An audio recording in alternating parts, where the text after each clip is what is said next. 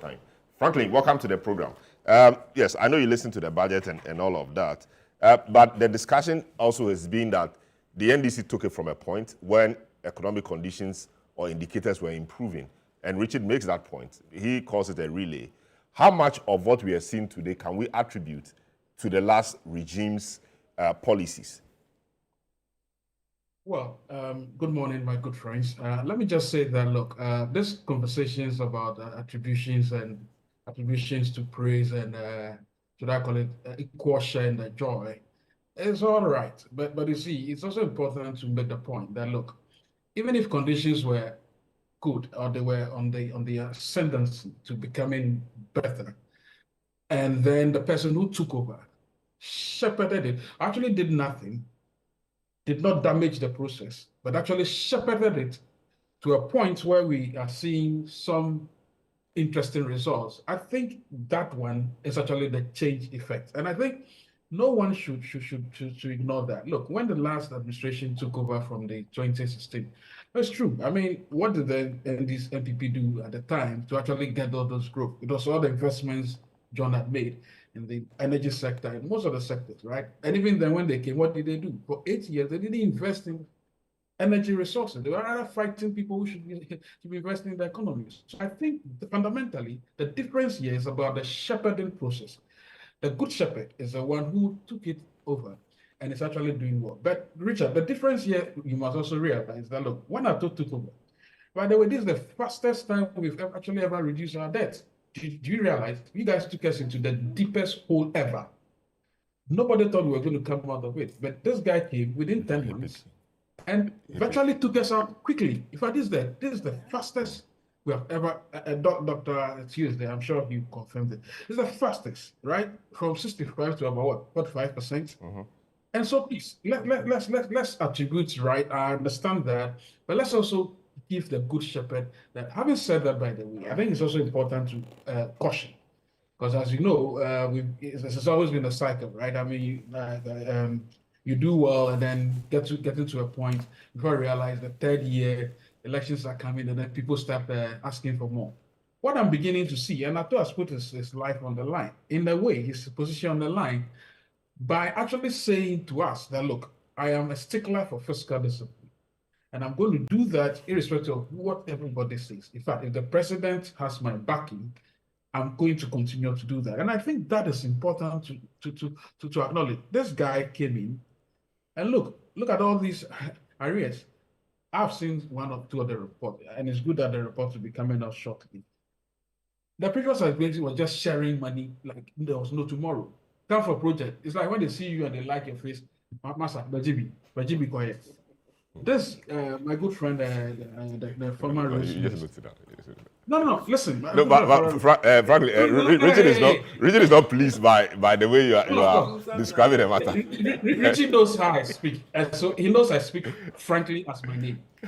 We're just sharing the thing. It's like come, open, but you mobilize. They give you money, you go and do something. You don't even do it well.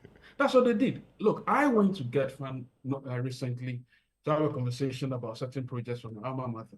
The first thing they said was, look, we'll verify, we'll evaluate, but note, there'll be no mobilization for the contractor.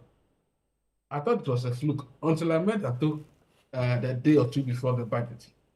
I had a conversation, said, my brother, nobody is doing that again.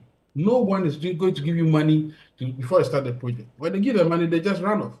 This Accra Kumasi, a road that will be suffering. You know, I live close, but the former minister of roads just took the money. They took it in one fell swoop. It's kind of a dark country. Buying. I don't know free on them. Which one? Afrexim money, Afrexim bank money. I swear, my brother.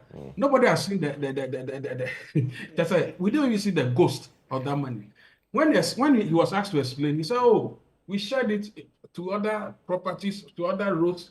I'm going to ask you those questions. So look, we are not over rejoicing, but we're actually saying that this gentleman came and said, look, first of all, let's vet the figures. So they're going to vet the figures before they give you the money. As I understand, Agenda 111 alone, 100 million Ghana cedis was wasted on mobilization.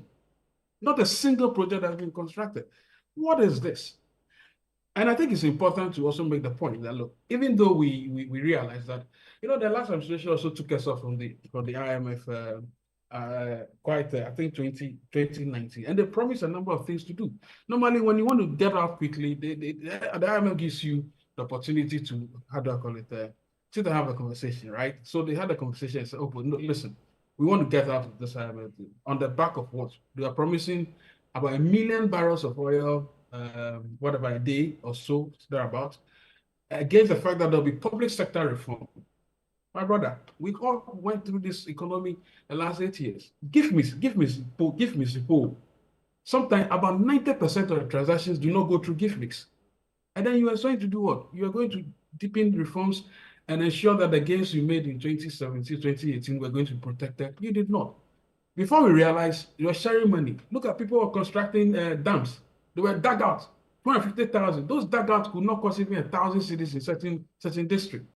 What we did to this country was actually pillaging resources, and we should never do that again. So I understand the admonition that we should be careful, but let's also give due regard to the shepherd. And the shepherd here is saying that, look, I am going to ensure that going forward, I'll be fiscally responsible and fiscal prudent. And I think we should actually be tracking everything that they say. I am, for instance, worried that the 30 billion infrastructure push or whatever they call it, essentially a lot of it is going to go to the road sector, shepherded by the state.